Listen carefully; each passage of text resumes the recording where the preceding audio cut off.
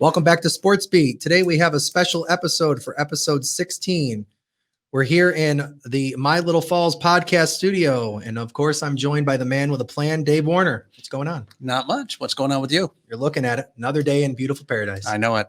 Still rain, though. It is. So I think that's just what we're going to have to live with. We're hoping the Diamond Dogs will get underway tonight, too. Yes. Opening day. Absolutely. Yep.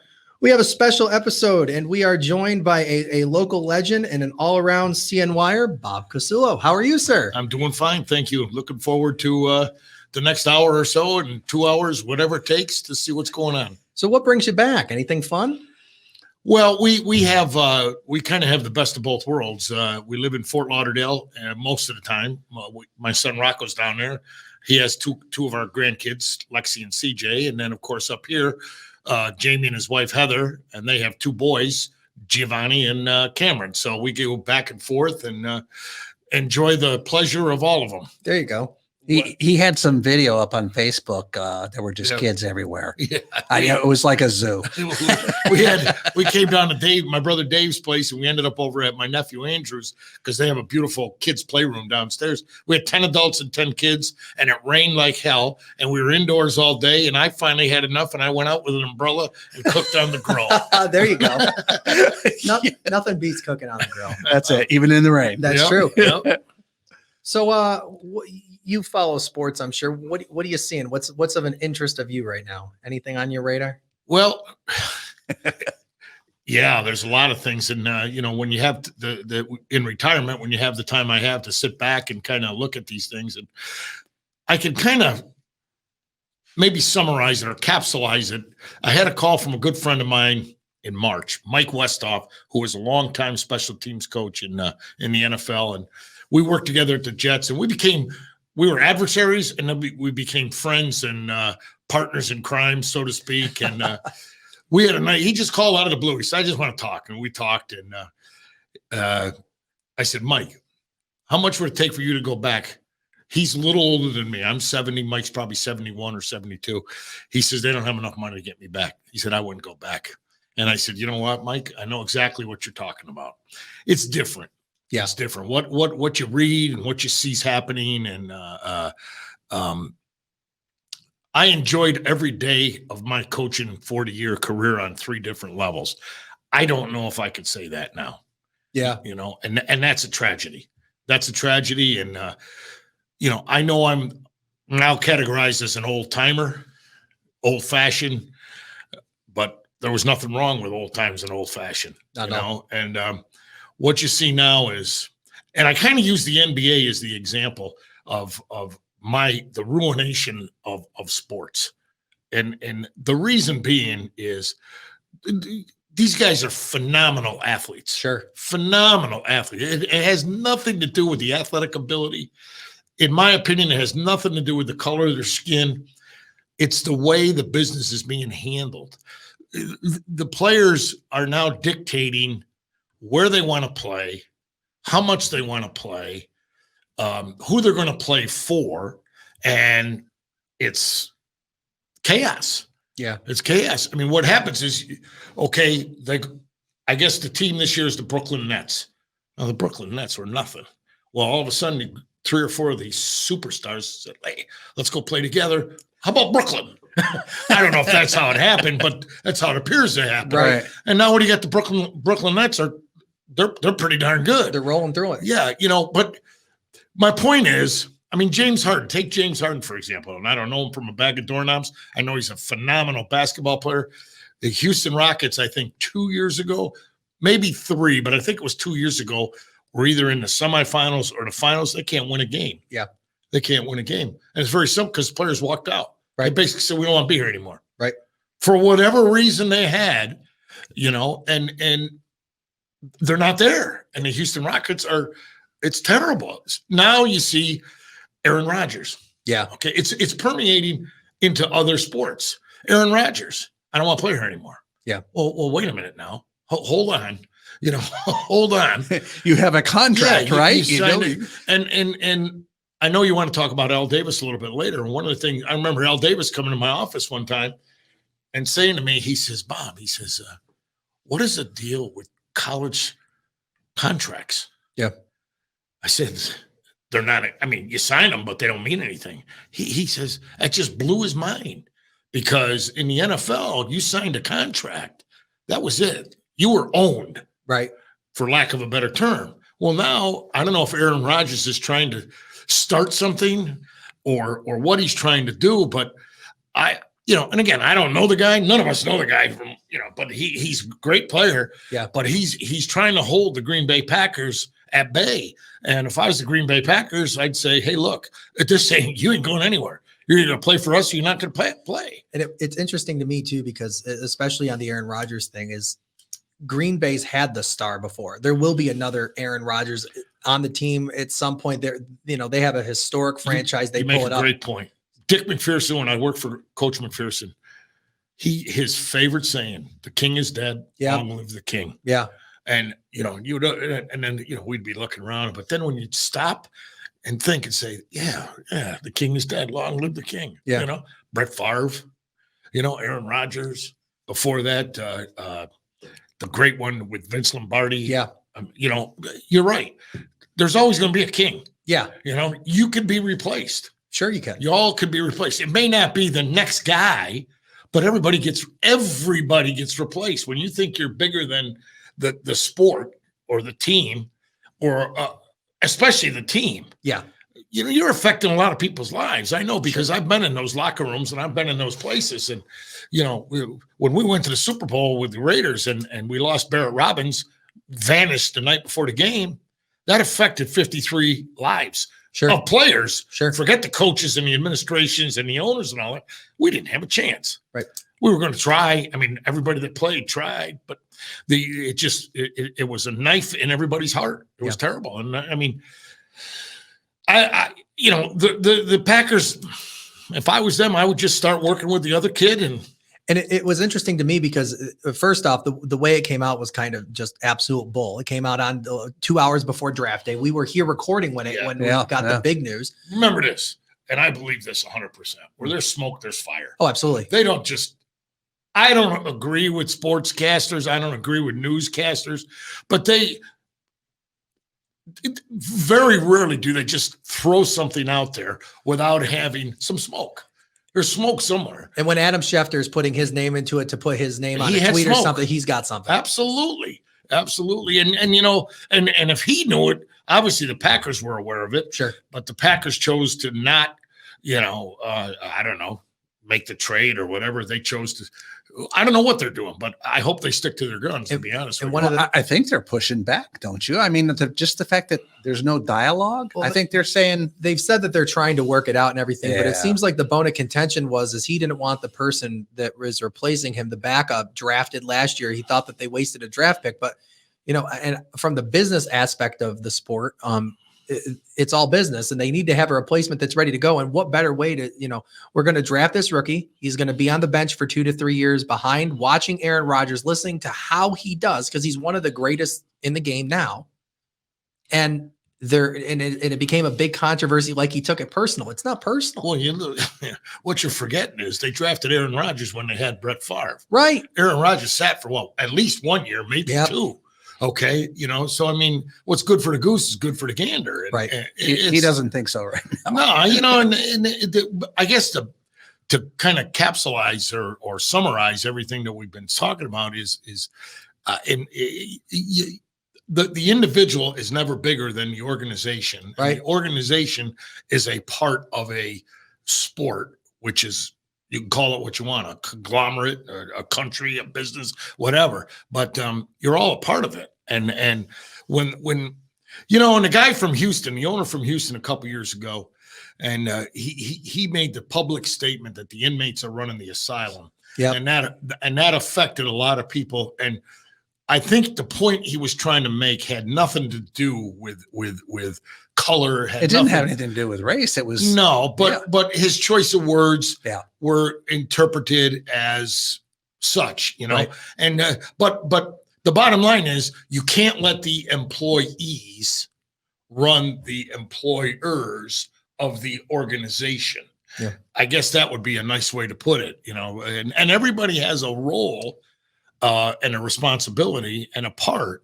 And, when when you have too many Chiefs and not enough Indians, you're not going to be good. Right. And that's a problem. And I think of something, growing up watching ESPN as much as I could, because it was the only game in town back when I was growing Which up. has probably messed your mind up like everybody else's. But I remember, and somebody you work with and talked about on the podcast with Travis last time was Herm Edwards, and he said nobody's bigger than the Shield.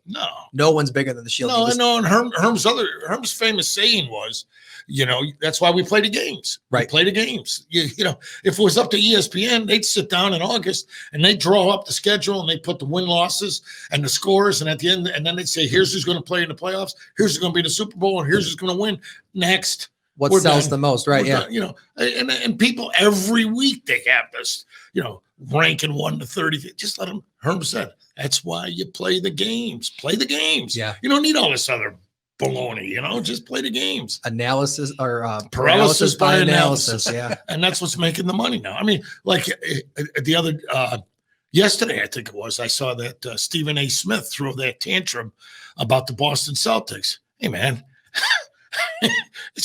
somebody owns them. Okay. Somebody owns the Boston Celtics. Somebody's running the show. Okay. If you don't like it, fortunately for you, you have a visual public forum to express yourself. Okay. But why? I mean, what are you trying to do? And he's a Knicks fan. So you should be worried about the Knicks getting first of all, you shouldn't be a fan if you're an unbiased reporter, like a newscaster.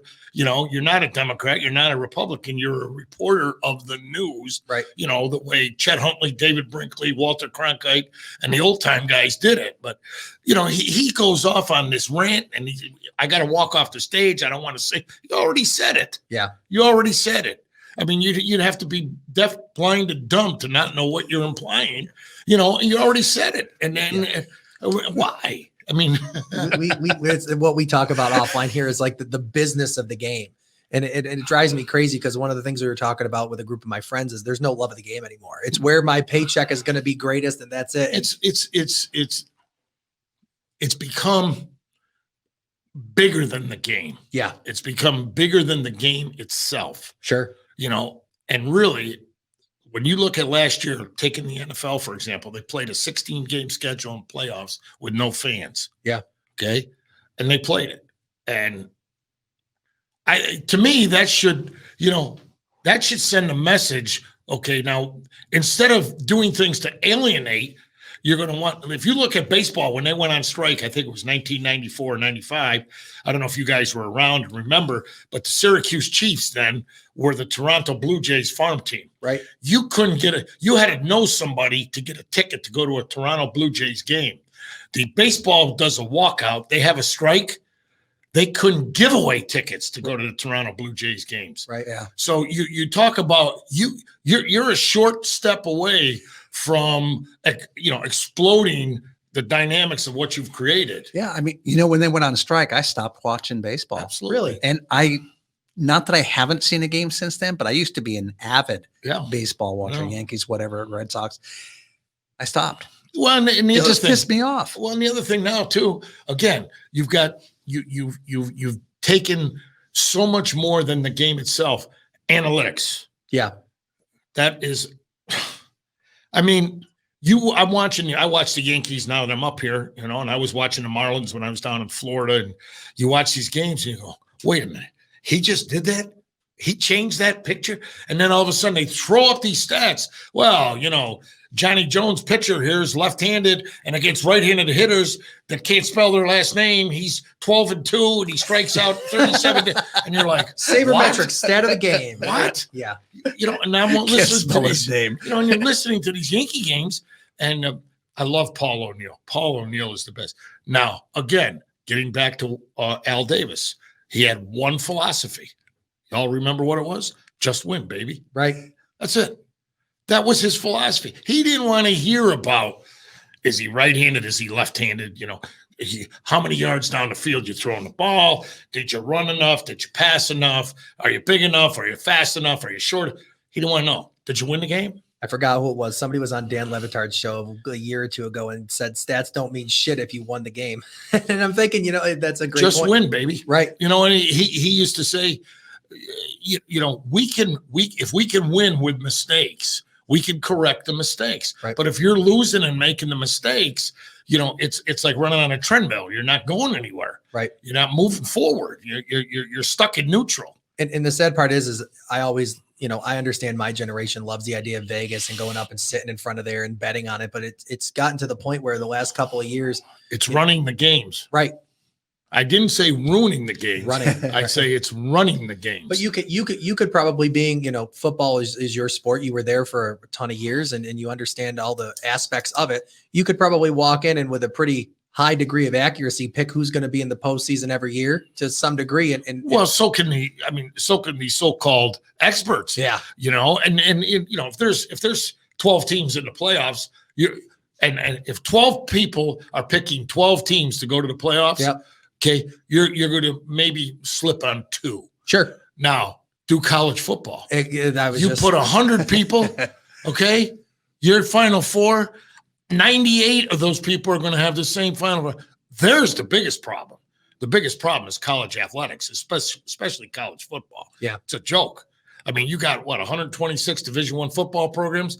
I defy you to tell me how many more than 4 could legitimately win the national championship. I get into arguments with people up here all the time because how many times and everybody says there's that Notre Dame bias. I'm not a fan of Notre Dame, and I get crucified because I'm down in Herkimer for it, and everybody's like, "Oh, how could you not?"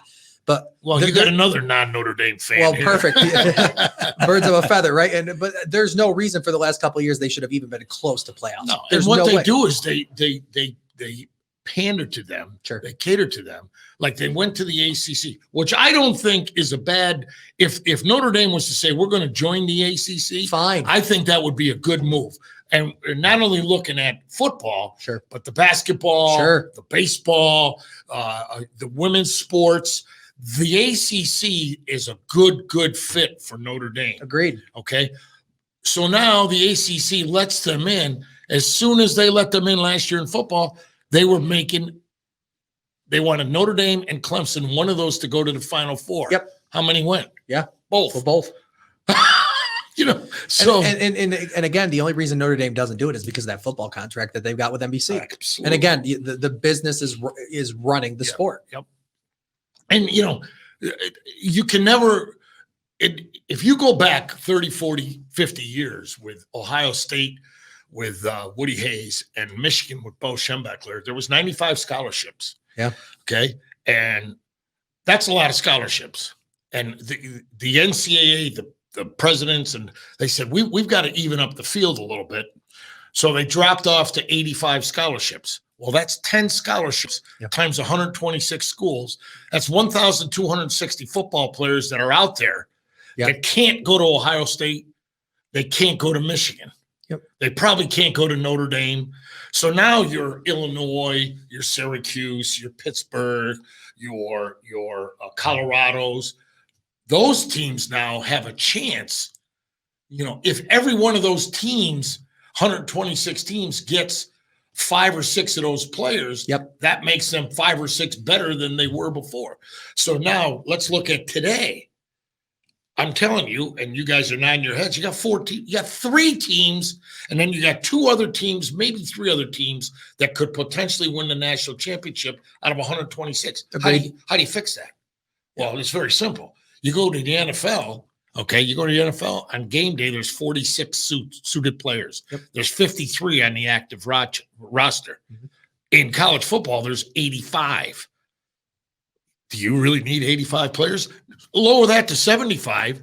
Now you got 10 more players times 126. You got 1,260 players again that can't go to Alabama.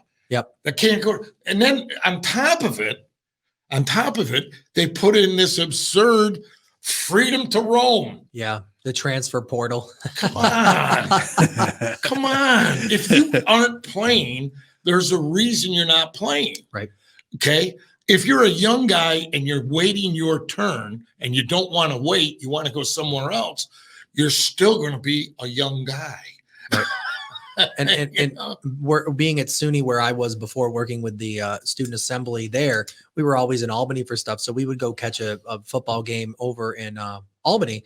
And that was their philosophy over there, was they were trying to pick up the people that wanted to play football, had the love of the game, but weren't going to be able to make it into, in this case, it was, Rutgers, Syracuse, Right. Boston College, Right.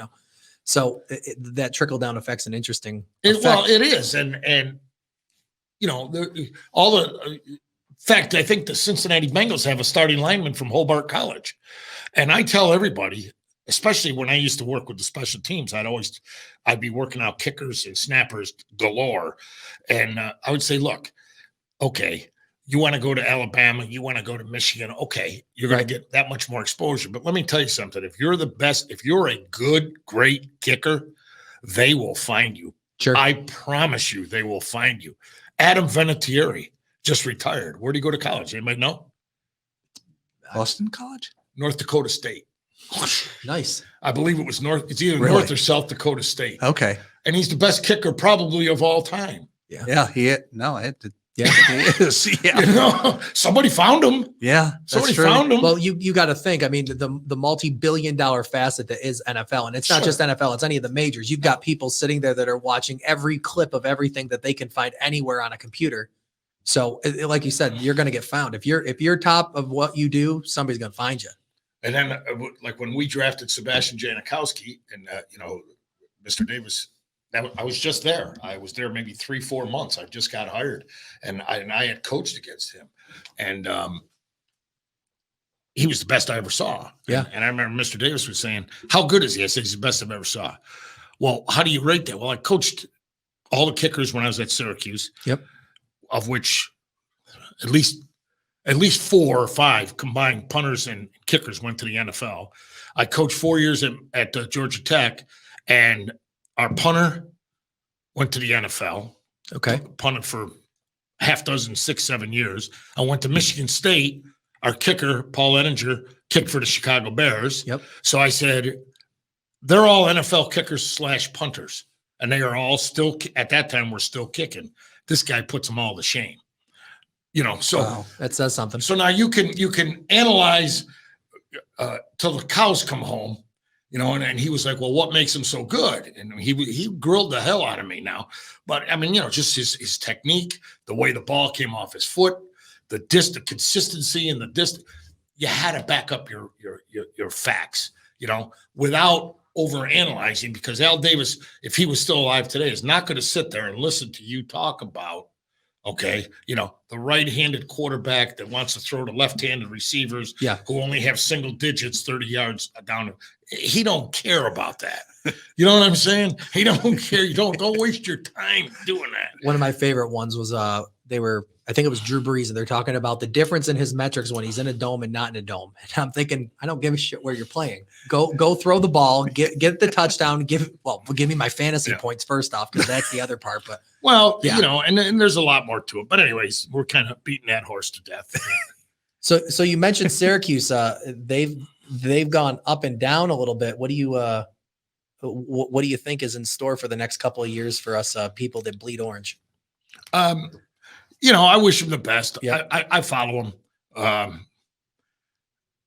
have my philosophies and my thoughts. And when I look at it, when I lived down in Florida most of the year, and, I've worked with, the Nick Sabans of the world at Alabama, and this guy that's at LSU, and other guys, defensive coordinator at Florida, we've all worked together. And I look at these teams and I enjoy watching them. And, it would be nice if, they could get in total back to college, if they could break that up. I'd like to see a 16-game playoff series.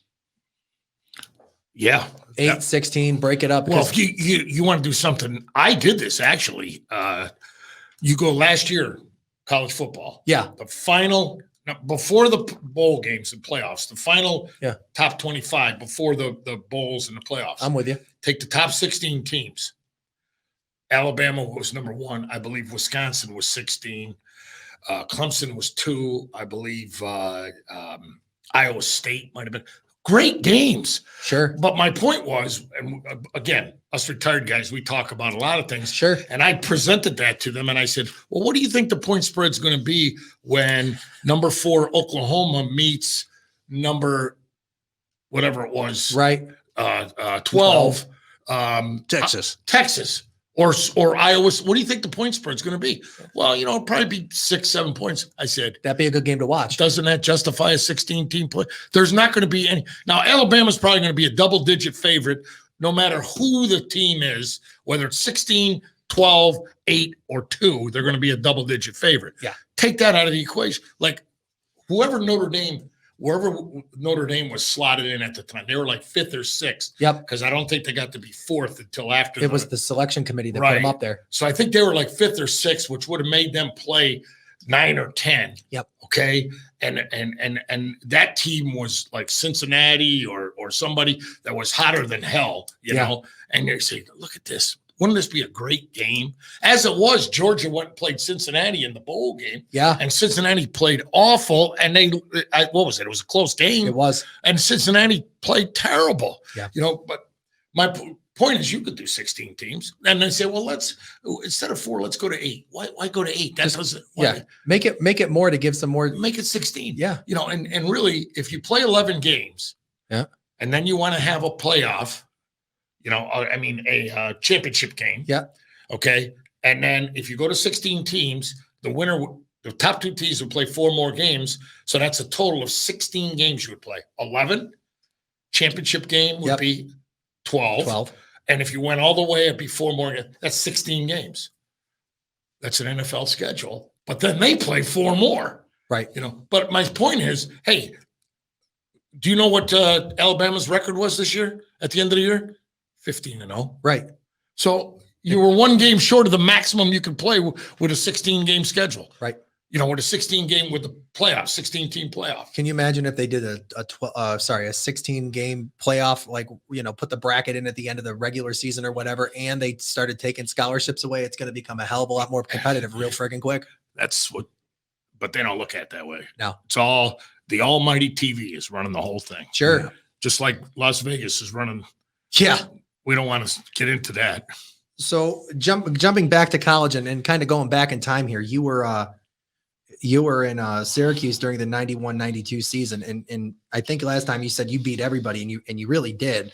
You had number 5 Florida, number 20 Pitt, West Virginia, Boston College, number 1 Florida, Temple, Maryland, Vandy. And then you capped off your season in 91 with a bowl win versus number 16 Ohio State. Then in 92, you beat number 24 West Virginia, Boston College at 17, Texas, Louisville, Pitt. You lost to Miami by 6 points. And then you capped off the season with a Sun Devil Bowl on New Year's. It was the what's that bowl game called in Phoenix? Fiesta Bowl. Fiesta Bowl. Okay. And Colorado State? Colorado. I think they were in the top 10 at the time. You beat everybody. What do you remember most from that time? What players were stand out in your mind? Well, we recruited and had a ton of good players. Marvin Graves was our quarterback. Our defense was loaded with guys. Yeah. We had offensive linemen galore. We had defensive linemen galore. We were very big in recruiting at that time in the Northeast corridor. We tried to get the 1 or 2 top players in New York State. Pennsylvania, we got Marvin Harrison comes to mind right away out of Pennsylvania. The Washington, D.C. area, I think 4 of our starting front 7 on defense were from the Washington, D.C. area. Nice. The New England, we always got the best player, one of the 2 or 3 best players out of Massachusetts, out of Connecticut. We were in Canada. We got players out of Canada. My point is we drew a radius. We drew a circle, okay? Yep. And we wanted to focus and get as many players, good players as we could out of that circle. And the reason being, we were selling, your parents can watch you. And in that time, you were playing a Northeast, and you were playing an East Coast Northeast heavy schedule. So your parents can not only see you at home, chances are if you're from Philadelphia, you're going to play Temple, right? Maryland, drivable games that we were playing against opponents, Pittsburgh, Boston College. A funny story. Mike Holmgren, when I was with the Seahawks, in the offseason, coaches just shoot the breeze all the time. Sure. And he stopped in my office and he sat down. He had a cup of coffee and he goes, whatever. He goes, why can't Syracuse win? And at the time, this was in the 2000s when they were not very good. Yeah, no. And I'm being kind. But, and I said, what are you talking about? He said, why can't that university ever win? So I turned around, I went to my computer, and I started on the YouTube with the Florida game, with the Oklahoma game, with the Texas game, with the Miami game, with the Florida State. He's looking at that, he's going, oh my God. He goes, I had no idea. I said, Mike, we were 20-4. 2 years? 20-4. We lost to an undefeated East Carolina team. Undefeated. They beat everybody. They had no losses that year. Right. We lost to Miami on the 6-inch line. Chris Gedney caught the pass, reached out with the ball, and it was 6 inches short of the goal line. We lost by 6 points. And that's when they were number one in the country. Number one in the country. We lost to Florida State, and they were in the top 2 or 3. And I think the previous year we lost to Florida State that year too. I think those were our 4 losses, home and home. We beat Florida. Yep. I mean, and he was like flabbergasted. He had no idea. And and he said, well, what the hell happened? I said, Mike, I haven't been there. I don't know. I have my philosophy, but you were in the NFL and had other fish to fry. He used to say that. Do you know Mike? He used to say that all the time. He said, I can't be bothered. I got more fish to fry. Well, that is going to take us out of part 1. So we're going to go to a commercial break and we will join you next week for part 2.